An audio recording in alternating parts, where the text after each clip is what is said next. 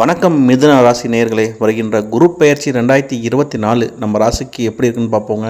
இதனால் வரைக்கும் உங்கள் ராசிக்கு 11வது இடமான லாபஸ்தானத்தில் இருந்த குரு பகவான் இப்போ 12ஆம் இடமான ரிஷப வீட்டுக்கு வர்றாருங்க. ஸோ 12ஆம் இடம்ங்கிறது அயன சயன மோட்சஸ்தானம், விரயஸ்தானம்னு சொல்கிற இடங்க. இந்த இடத்துக்கு குரு பகவான் வர்றதுனால ஏற்படக்கூடிய நன்மைகளையும் தீமைகளையும் இந்த காணொலியில் நம்ம பார்ப்போங்க. அதுக்கு முன்னாடி இப்போ எந்த இடத்துல குரு பகவான் இருக்கார், அவரோட பார்வை என்னங்கிறத முன்னாடியே பார்த்துருவோங்க. அதாவது உங்கள் ராசிக்கு 12ஆம் இடத்தில் இருக்கின்ற குரு பகவான் அவரோட 5ஆம் பார்வையாக உங்கள் ராசிக்கு 4ஆம் இடமான சுகஸ்தானம், தாயார் ஸ்தானத்தை பார்க்குறாருங்க. அதே போல் உங்கள் ராசிக்கு 7ஆம் பார்வையாக குரு பகவான் அவரோட 6ஆம் வீட்டை உங்களோட 6ஆம் வீட்டை பார்க்குறாருங்க. 6ஆம் வீடுங்கிறது ருண ரோக சத்ருஸ்தானம். அதே போல் குரு பகவான் தன்னோட 7ஆம் பார்வையாக உங்கள் ராசியின் 8ஆம் வீடான ஆயுள் ஸ்தானத்தை பார்க்குறாருங்க. இதனால் உங்களுக்கு நிறைய நன்மைகள் நடக்க காத்திருக்குங்க. வாங்க என்ன அப்படின்னு பார்ப்போம். குரு பகவானின் 5ஆம் பார்வை உங்கள் ராசிக்கு 4ஆம் இடமான சுகஸ்தானத்தை பார்க்கறதுனால தாய் வழி உறவுகள்னால் நிறைய நன்மைகள், அதே போல் உங்கள் தாயினால் உங்களுக்கு நிறைய நன்மைகள் நடக்க இந்த காலகட்டம் காத்திருக்குங்க. எப்படியாச்சும் ஒரு வகையில் உங்களுக்கு நல்லா சப்போர்ட்டிவாக இருப்பாங்க உங்களுடைய தாயார். அதே போல் 4ஆம் இடம் அப்படிங்கிறது வந்து உங்களுக்கு ஒரு நல்ல பொசிஷனுங்க. அதாவது ஒரு நல்ல வருமானங்கள் வரத்துக்கான வாய்ப்பு, அதே போல் நல்ல தொழில் மாற்றங்களுக்கான வாய்ப்புகள்லாம் இந்த இடம் காட்டுங்க. அதே போல் உங்கள் ராசிக்கு 6ஆம் இடமான ருணரோக சத்ருஸ்தானத்தை குரு பகவான் தன்னோட 7ஆம் பார்வையால் பார்க்கறதுனால கோர்ட்டு கேஸு வம்பு வழக்குகள் இல்லை வேலை பார்க்குற நிறுவனங்களில் உங்களுக்கு இருந்த கருத்து வேறுபாடுகள்லாம் நீங்கி அவங்க உங்கள்கிட்ட சரண்டர் ஆகிறதுக்கான வாய்ப்புகளோ இல்லை நீங்கள் நல்ல வெற்றி பெறத்துக்கான வாய்ப்புகளோ இருக்குங்க.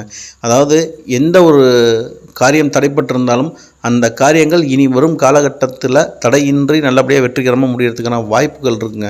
அதே போல் உங்கள் ராசிக்கு 8ஆம் இடம் ஆயுள் ஸ்தானம், அதை குரு பகவான் தன்னோட 9ஆம் பார்வையாக பார்க்கறதுனால உங்களுக்கு திடீர் பண வரவு, திடீர் அதிர்ஷ்டங்கள், சொல்லப்போனால் எப்படி சொல்கிறது, ஒரு பொருள் வாங்கணும்னு நினச்சிட்டு இருந்தீங்கன்னா அந்த பொருள் உங்களுக்கு டக்குன்னு தேடி வர்றதுக்கான வாய்ப்புகள், ஒரு ப்ரெசன்டேஷனாக கிடைக்கிறதுக்கான வாய்ப்புகள்லாம் நிறையவே இருக்குங்க. அதே போல் இந்த காலகட்டத்தில் உங்களுக்கு தடையில்லாத வருமானங்கள் கிடைக்கவும் நிறைய வாய்ப்பு இருக்குங்க. அதாவது பழைய கடன்கள் உங்களால் அடைக்க முடியாமல் அதிக வட்டிக்கு வாங்கின கடன்கள்லாம் இந்த காலகட்டத்தில் கொஞ்சம் கொஞ்சமாக நீங்கள் அடைச்சி முடிச்சிருவீங்க. அதே போல் புதிய கடன்களும் கிடைக்கிறதுக்கான வாய்ப்புகள் இருக்குங்க.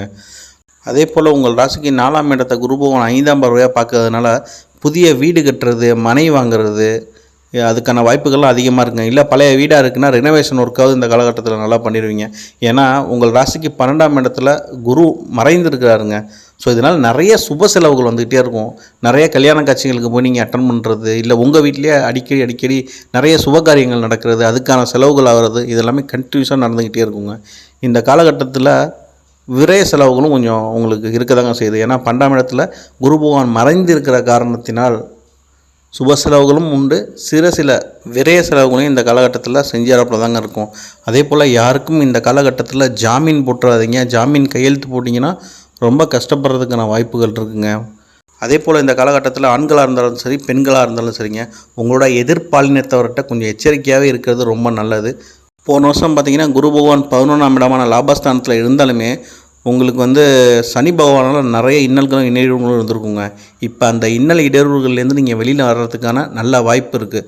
ஸோ இந்த வருஷத்தில் நல்லா பிளான் பண்ணி நல்ல விஷயங்கள் நிறையா செஞ்சிங்கன்னா இனி வரும் காலகட்டங்கள், அதான் 2024 மட்டும் இல்லாமல் 2025லேயும் உங்கள் ராசி சூப்பராக இருக்குங்க. சொல்லணுன்னா மிதுன ராசிக்கு இது முற்றிலுமாக வெற்றிகரமான வருடம் அப்படின்னு சொல்கிறதோட வெற்றிக்கான வித்திடும் வருடமாக இந்த வருடத்தை நீங்கள் பயன்படுத்திக்கிறது ரொம்பவே நல்லதுங்க.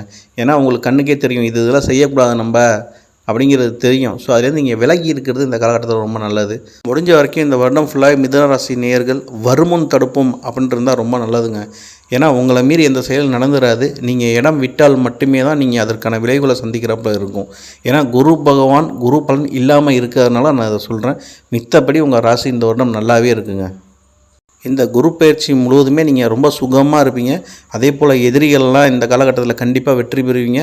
திடீர் அதிர்ஷ்ட வாய்ப்புகள் உங்களை தேடி வருங்க. நல்லபடியாக பயன்படுத்திக்கங்க. இந்த காணொளி உங்களுக்கு பிடிச்சிருக்குன்னு நினைக்கிறேன். இது வெறும் ஒரு எச்சரிக்கை பதிவு மட்டும்தாங்க. கண்டிப்பாக இந்த சேனலை லைக் பண்ணுங்கள், கமெண்ட் பண்ணுங்கள், ஷேர் பண்ணுங்கள். நன்றி, வணக்கம்.